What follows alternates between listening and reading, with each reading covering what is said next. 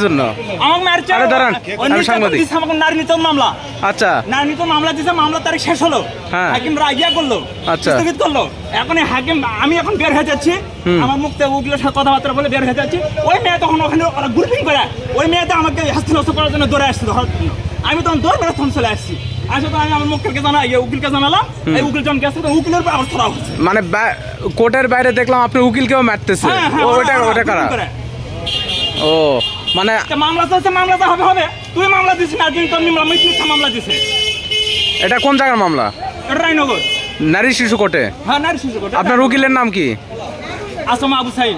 ওনাকেও তো মারতে দেখলাম। ওনাকে মারতেছে ওই বেয়াদব গুলো। হ্যাঁ, এটা ওই মেয়ে পক্ষ।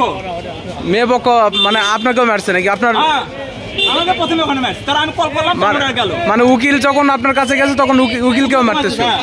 আচ্ছা আচ্ছা, আপনার নাম ভাই? আমার নাম